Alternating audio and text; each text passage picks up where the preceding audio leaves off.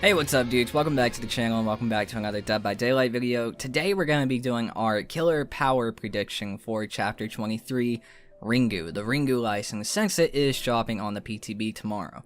What better time to actually talk about this than today? So that's what we're going to be doing today. We have a pretty good foundation to build this power prediction on. Lots and lots of history for this character in this license. So without further ado, let's go ahead and jump into it. But before we fully jump into it, I want to thank all of you guys for watching this video. It means a lot. But let's go ahead and jump into the power prediction. So like I said, we have a lot of history to build this power on. I mean, the book has been around for almost 30 years now, I believe, so there's a lot of history there. And it went from a book to, I'm pretty sure it went to a TV show in Japan, and then an actual film, and then we have the American remake of The Ring, which had a few movies, I'm pretty sure. But across all of those adaptations, the power has pretty much stayed the same for the most part. One of the main things we recognize this character for is coming out of a TV screen.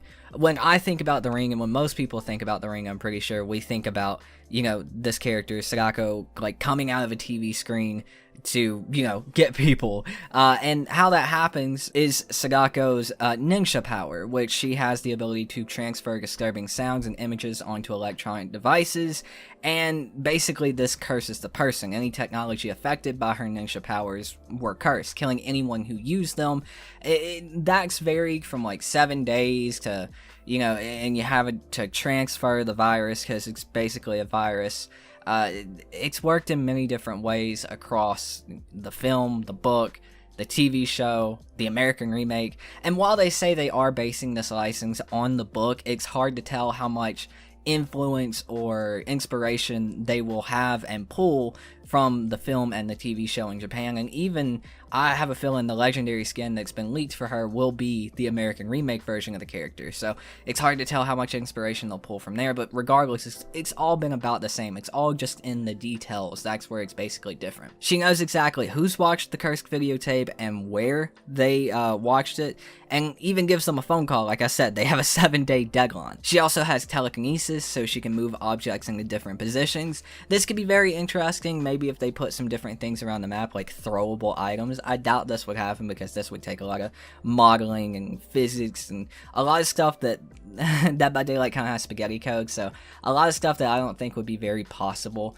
for this killer, unfortunately, even though telekinesis would be pretty awesome for a character in Dead by Daylight. It's just not something that I think the code could actually handle, so we probably have to move that one out. But one thing that can work, and this is sort of building on the power a little bit more, is teleportation. She can suddenly reappear in front of victims. Now, I doubt that they would go that far because they would be lingering on Jason from Friday the 13th, the game, a little bit too much, because in that game, if you guys remember, you could teleport wherever you wanted. There was a cooldown with it. Dead by Daylight really doesn't work like that. Like, different killers can teleport, but there's always like a set location that they can teleport from. Like Demogorgon, he's got his portals that you set down.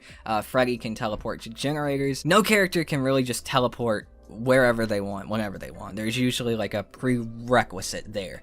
And how I think we build that into Sagako is the TVs. She comes out of the TV. Maybe starting the game, she comes out of a TV and there's different TVs set around the map. And that's how they get cursed. Maybe they're sitting in front of generators, or some can be sitting in front of totems. And if you see it, Sagako gets a notification. They're now cursed, and Sagako can then teleport into that TV.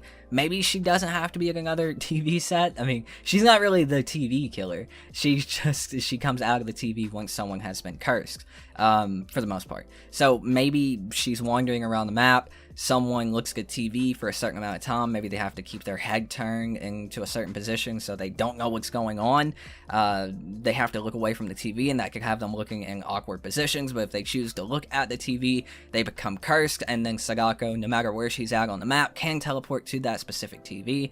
Of course, that could happen at multiples, you know, like it could happen to multiple survivors on multiple different TV sets at the same time, and you get to pick which one you would go to. It's like picking a portal with Demogorgon. That makes a lot of sense to me. That plays in the TV set into her power. That plays in the teleportation into her power. And I mean, she also has superhuman strength as well. So that kind of explains how she'd be able to pick up survivors and carry them to hooks and everything else. There are a lot of other things with this character that I'd actually like to see. Like, imagine if, like in the Ring Zero birthday, she was able to split herself into two. So she made a clone of herself. So she had two clones of herself. But maybe instead of like having a full-fledged clone that's going around hitting survivors, maybe you could do kind of like what Freddy does with one of his add-ons, to where it fakes him going to every generator when he's going to one generator. So it makes it look like she's coming out of every television screen, even though she's just coming out of one. She also has the power to paralyze people, to steal souls. I mean, there is a lot of backstory for this character. A lot of backstory for this character, so there's a lot of different things she can do. Some of the adaptations get really wild, and she can end up doing some really crazy things, like manipulating her curse to from a 7-day deadline to a 2-day deadline. Like I said, she can steal people's souls.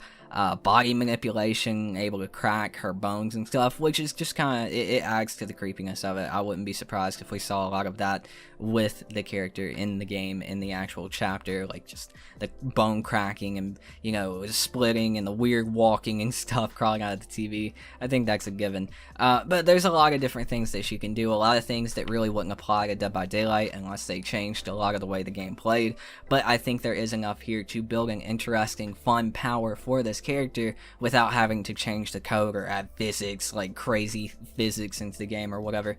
I think the best way to do it would be the television set, and for her to maybe have a side power of something like not teleportation, but maybe paralyzing people. Maybe there's like a charge if they look at you for too long at a pallet, or if they stand still for too long at a pallet, you can paralyze them for a few seconds, something like that. But her main power, that's kind of what this is based on, her main power, I feel like, will be her coming out of the TVs and having the ability to teleport between TVs. It's just how the curse will actually work.